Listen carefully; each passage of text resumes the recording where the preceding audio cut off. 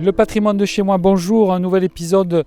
Nous sommes avec Marion Clochard qui est animatrice du patrimoine à Rodez Agglomération. Bonjour. Merci d'être là, je crois qu'on ne va pas partir d'ici. Non, on est bien là. Alors où est-ce qu'on est? J'entends les rumeurs de la ville, j'entends le brouhaha, mais je sens bien aussi que j'entends les oiseaux, les saules pleureurs, le vent léger, ça sent la pâquerette, les petites fleurs. Et on a le ciel. Et le ciel, c'est important ici, le ciel, non? On le regarde, on l'a prié, on l'a vénéré. Et puis c'est un espace comme ça qui est propice à la méditation et effectivement peut-être à la prière. On est à l'écart un petit peu du centre de Rodez. On a passé la rivière Auterne et nous sommes en fait dans ce qui était le petit séminaire Saint-Pierre et qui est aujourd'hui la maison Saint-Pierre. Alors qu'est-ce que c'est tout de suite, Marion, là tout de suite, là maintenant, qu'est-ce que c'est qu'un séminaire? Le séminaire, c'est le lieu de formation philosophique, liturgique, pastorale des prêtres.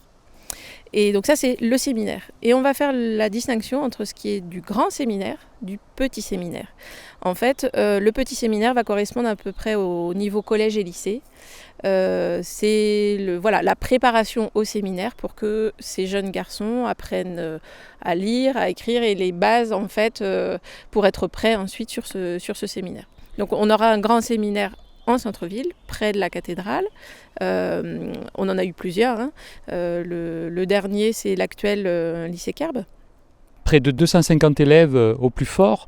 Donc ça veut dire qu'on a ici beaucoup de monde, des professeurs. Et c'est un lieu à la fois donc, de prière, puisqu'on verra, il y a une grande chapelle, mais aussi de travail, de silence, d'uniforme, d'enfants qui ne sortent pas. Qui vivent ici, en fait. Ils vivent ici et il y a tout ce qu'il faut pour vivre ici. On a une ferme, on a un abattoir, on va d'ailleurs même ici...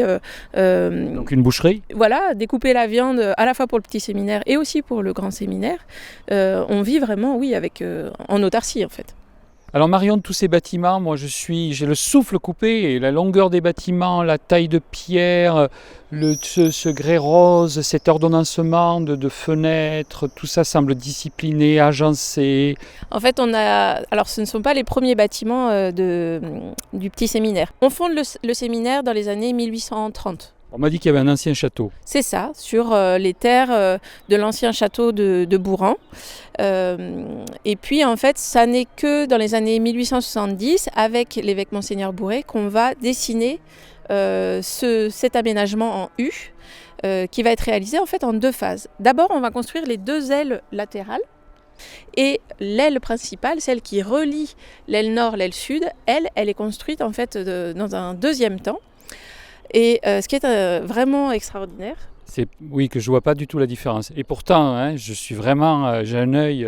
C'est ça, c'est qu'en fait, on reprend vraiment les mêmes formes de fenêtres, ce qui donne une homogénéité à l'ensemble des bâtiments. On a l'impression que tout a été fait à la même époque. À la même époque, sauf que là, on est au XXe siècle et que du coup, on a le béton. On va utiliser le béton, on va le boucharder, c'est-à-dire qu'on va Le piqueter. Le piqueter avec un marteau, en fait, avec des petites pyramides, et on lui donne...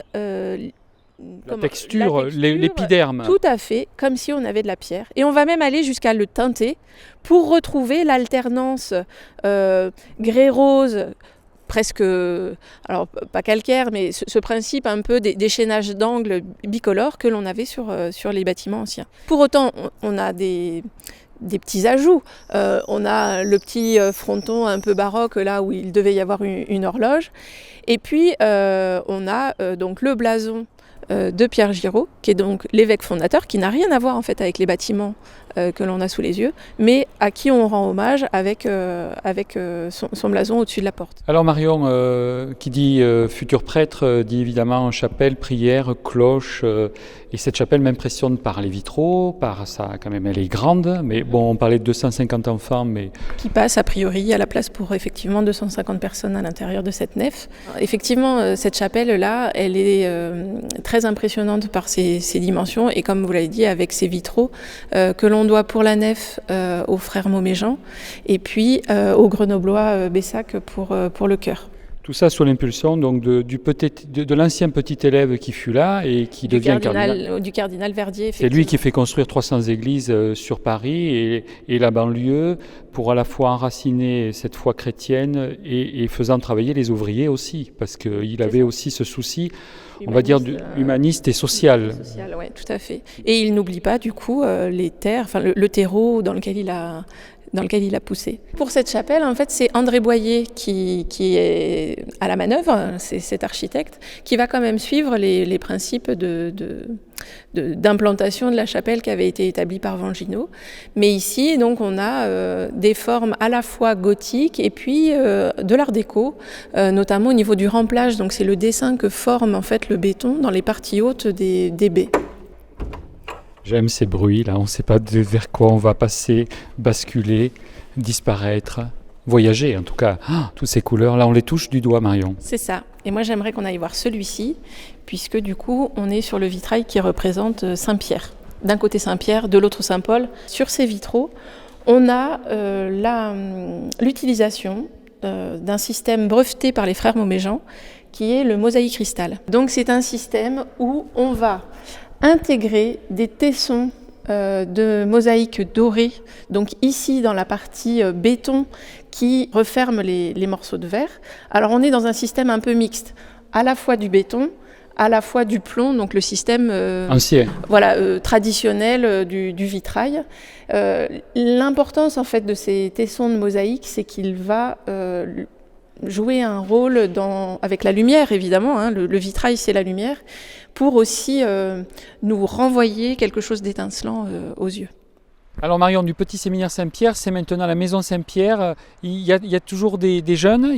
Qu'est-ce qui se passe maintenant? Alors il y a une partie des mouvements et des services diocésains en fait qui ont leur bureau ici.